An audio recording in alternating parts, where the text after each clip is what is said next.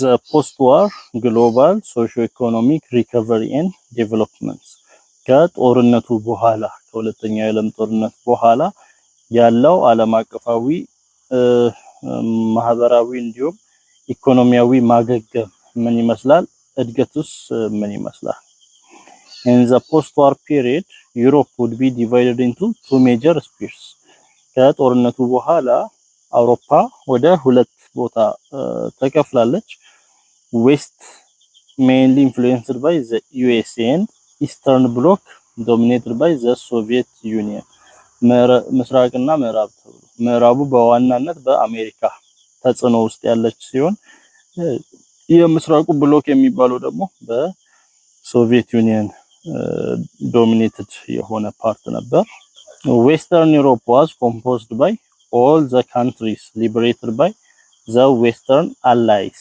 አሁን ምዕራብ አውሮፓ በምዕራብ አላዮች ወይንም አንድ ላይ በሆኑ በምዕራባውያን ሀገራት ኮምፖዝድ የሆነ ነው እነ USA ካናዳ UK France የተሰኙ ሀገራት from German occupation the European Western Allies themselves plus Italy a former Axis power ስለዚህ በእነዚህ በዌስተርን አላዮች ነፃ የወጡ ሀገራት ከማን ከጀርመን ኦኩፔሽን ወይንም ጀርመን ተቆጣጥራ የነበረችባቸው ግዛቶች አሉ እና በዌስተርን አላዮች ወይንም በዌስተርን አላይስ አንድ ላይ ሆኖ የተባበሩ ሀገራት ነፃ የወጡ አሁን እንደተባለው USA ካናዳ UK France እና የመሳሰሉ ሀገራት በእነሱ ነፃ የወጡ በእነ ዌስተርን አላዮች ነፃ የወጡ ከማን ከጀርመን አገዛዝ ስር ነፃ የወጡ ሀገራት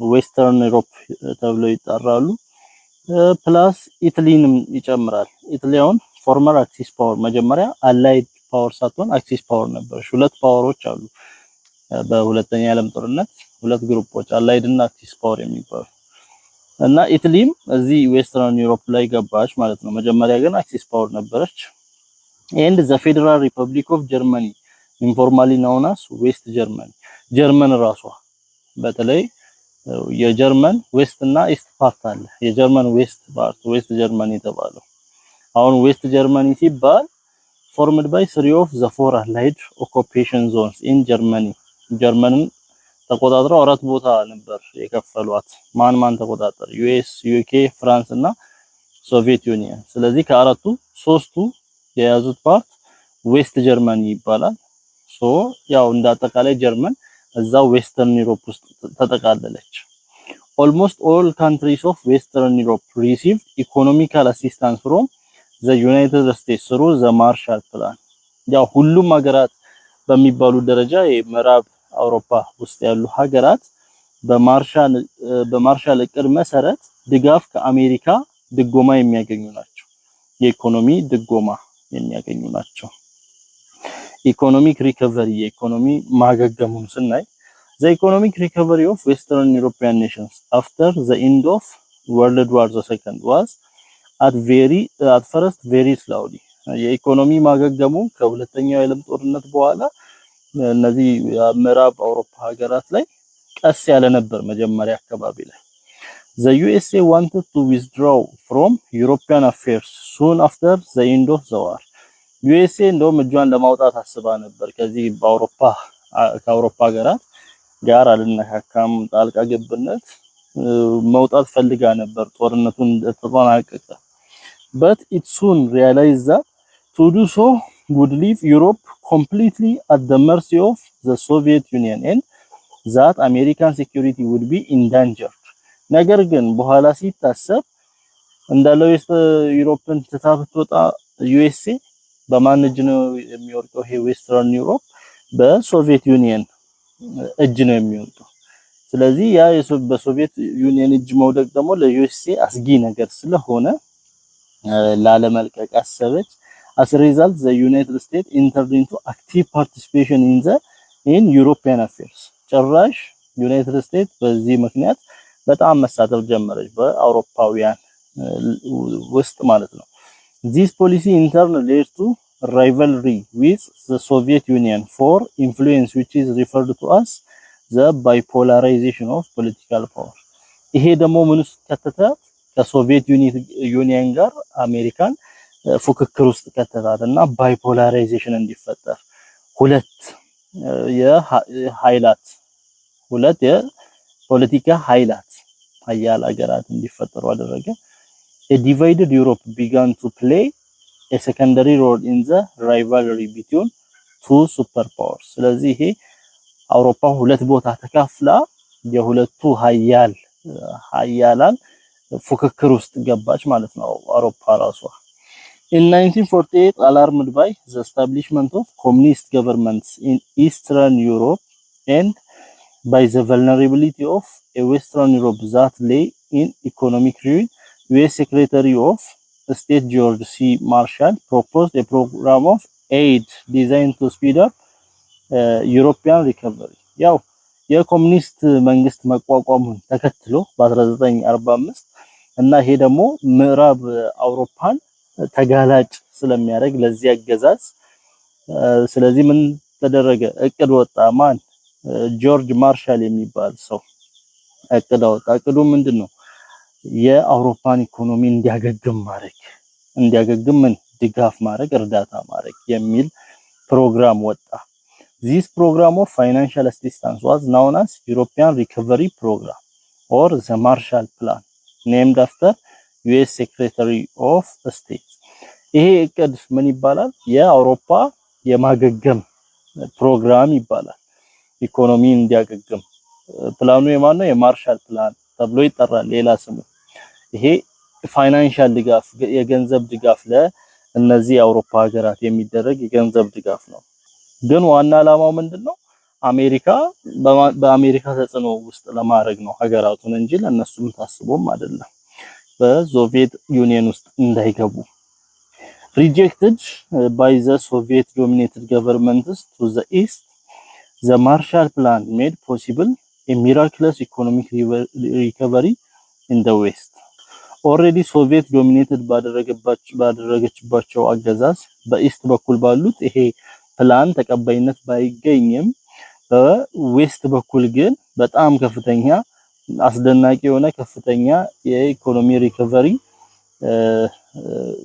እቅዱ ተቀባይነት አግኝቶ ነበር There are many suggested reasons behind America's decision to aid West European nations የምዕራብ አውሮፓ ሀገራትን አሜሪካ ድጋፍ የምትሰጥባቸው ምክንያቶችን ብዙ መዘርዘር ይቻላል Firstly Europe had been a great market for American goods የመጀመሪያው ምንድነው አውሮፓ አሜሪካ ለሚመረቱ እቃዎች ቤስት ማርኬት ናት ጥሩ ማርኬት ናት እና እዛ ገበያ ላይ መሸጥ ትችላለች ወስዳ እና without a prosperous Europe the United States might have suffered a severe economic depression ስለዚህ አውሮፓ ካልበለጸገች ዩናይትድ ስቴትስ ምን ያጋጥማታል ከፍተኛ የሆነ የኢኮኖሚ ውድቀት ያጋጥማታል ስለዚህ ገበያዋ ስለሆነች ማለት ነው አውሮፓ ለአሜሪካ ምዕራብ አውሮፓ ሌላው ምክንያት ምንድነው ይሄ ድጋፍ የምትሰጠው አሜሪካ ለነዚህ አውሮፓ ሀገራት secondly Western Europe would be open to influence by the Soviet Union አሜሪካ ከተወች ማን ተጽዕኖ ውስጥ ሊገባ ነው Western Europe በሶቪየት ዩኒየን ተጽዕኖ ውስጥ ሊገባ ነው finally Germany should be integrated into a larger Europe and it should be used as a buffer against Soviet expansion ጀርመኒ ወደ ትልቁ አውሮፓ ወይንም ወደ larger Europe ስትገናኝ ሶቪየት ኤክስፓንሽንን ወይንም ሶቪየት እንዳይስፋፋ ማድረግ ይቻላል ማለት ነው ሀገራትን ወደዚህ ወደ አሜሪካ በኩል ከተደረገ On April 3, 1948 the law providing for the European Recovery Program ወይንም ማርሻል ፕላን ይባላል was signed by President Truman በ1948 ይሄ ህግ አውሮፓን የመደገፍ ፕሮግራም ህግ ወይንም የማርሻል እቅድ በፕሬዝዳንት ትሩማን ተፈረመ The European countries which participated in this program established a permanent organization known as Organization for European Economic Cooperation ስለዚህ በዚህ ፕሮግራም ላይ የተሳተፉ የአውሮፓ ሀገራት ኦርጋናይዜሽን ቋሚ የሆነ ድርጅትን ፈጠሩ። ድርጅቱም ኦርጋናይዜሽን ፎር ዩሮፒያን ኢኮኖሚክ ኮኦፕሬሽን ወይንም ኦኢኢሲ ይሰኛል። ለአውሮፓ ኢኮኖሚክ አንድነት ህብረት ያለ ድርጅት ነውና ዊዝ ሄድኳርተርስ ኢን ፓሪስ፣ ሄድኳርተሩ ፓሪስ ፍራንስ ላይ ነው የተደረገው ዋና መቀመጫው። The largest amounts of money went to Britain, France, Italy and West Germany. አብዛኛው ገንዘብ ወዴት ይሄዳል? ወደ ብሪቴን፣ ወደ ፍራንስ፣ ኢታሊ እና ምዕራብ ጀርመን in that order. The US Congress granted more than 13 billion in aid. የአሜሪካ የዩናይትድ ስቴትስ ኮንግረስ ለዚህ ለድጎማ 13 ቢሊዮን ብር ድጋፍ ያደርጋል። As Cold War tensions rose in 1949, the funds increasingly went into military expenditures rather than industrial rebuilding. በ1949 የቀዝቃዛው ጦርነት እየተፋፋመ ሲሄድ ውጥረቱ እየበዛ ሲሄድ የሚላከው ፈንድ ወይንም ገንዘቡ በዋናነት ለውትድርና ኤክስፔንዲቸር ወይንም ወጪዎች ነው የሚውለው። ኢንፍራስትራክቸሮችን ወይንም ኢንዱስትሪ ሪቢልድ ከማድረግ ይልቅ ለውትድርና ለምን ጦርነት ሊፈጠር ይችላል በመባል ማለት ነው።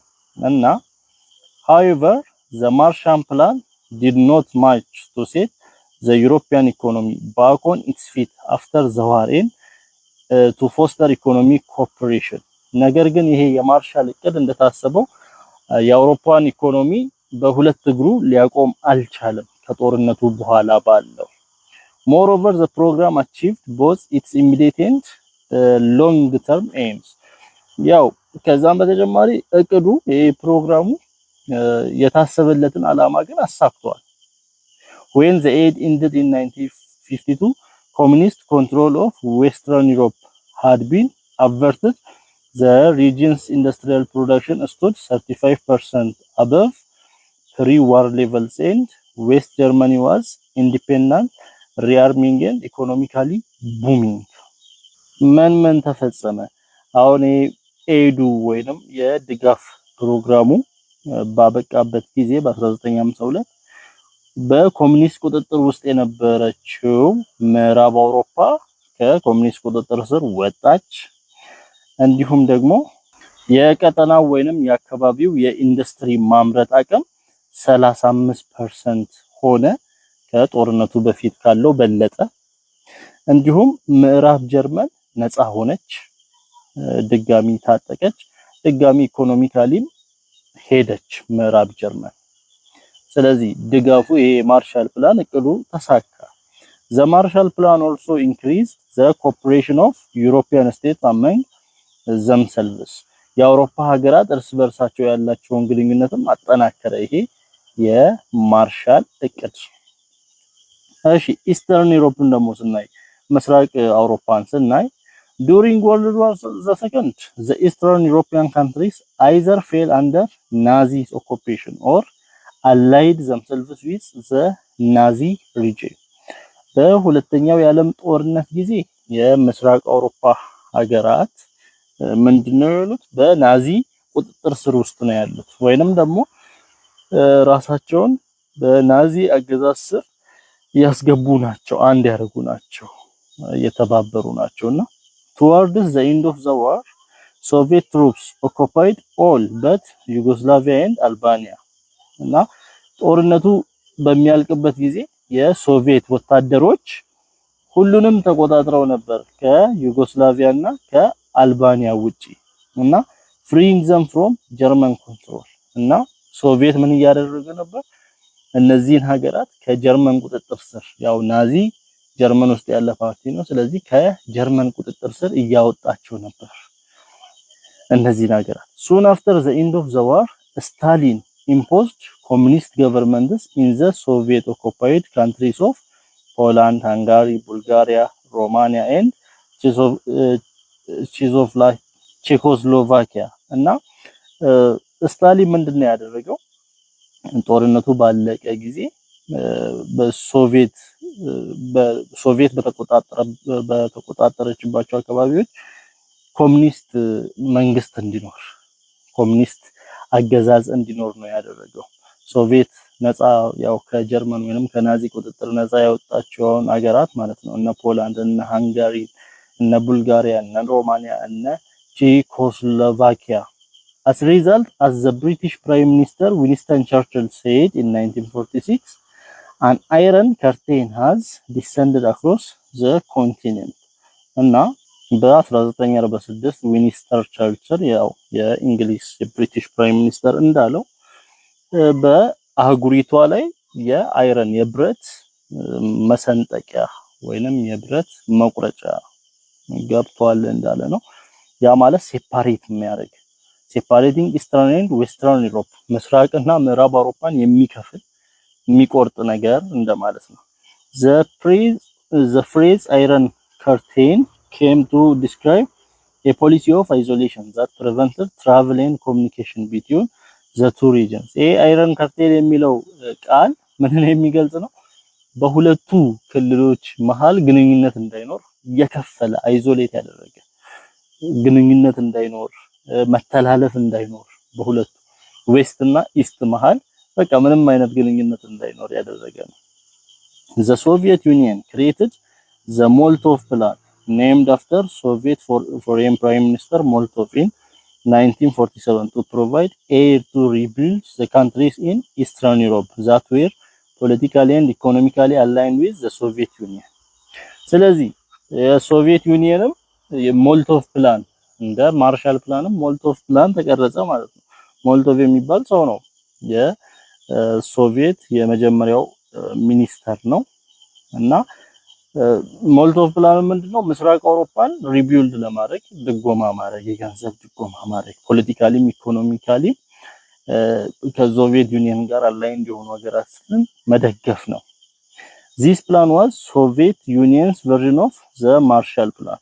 ይሄ እቅድ ያው እንደ ማርሻል እቅድም ነው የሶቪየት ዩኒየኑ የማርሻል እቅድ እንደማለት ነው። የሶቪየት ዩኒየኑ የማርሻል እቅድ በመባል ይጠራል። The Molotov Plan was a system of bilateral trade agreements that also established in the Council for Mutual Economic Assistance COMCON or CIMIA in January 1949 to create an economic alliance of socialist countries. ይሄ የሞልቶቭ ፕላን ምንድነው?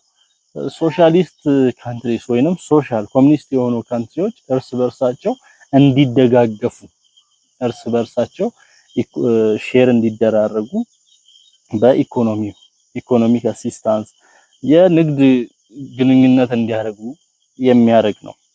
The original members were የዚህ የሞልቶቭ ፕላን ሜምበርሶች ኦሪጂናል መጀመሪያ የነበሩ ሜምበርሶች አባላት ቡልጋሪያ፣ ቼኮስሎቫኪያ፣ ሃንጋሪ፣ ፖላንድ፣ ሮማኒያ ኤንድ ሶቪየት ዩኒየን ነበሩ። በኋላ ላይ አልባኒያ እና ምስራቅ ጀርመን ኢስት ጀርመኒ ገቡ። ዘ ሪፐብሊክ ኦፍ ሞንጎሊያ፣ ኩባ፣ ቪየትናም፣ ዩጎስላቪያ፣ አንጎላ ኤንድ ኢትዮጵያ ዊዝ ኦብዘርቨር ስታተስ ኢትዮጵያ በመቃኘት ስታተስ ነው የገባችው። ያው ሙሉ በሙሉ ዳይቭ አድርጎ መግባት ሳይሆን መቃኘት መገምገም ኦብዘርቨር ስታተስ ጆይን አደረጉ።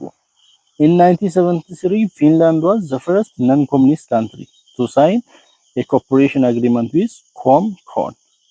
በዚህ በኮምኮን መጀመሪያ ኮሚኒስት ያልሆነች ሀገር ይሄንን ስምምነት የፈረመች።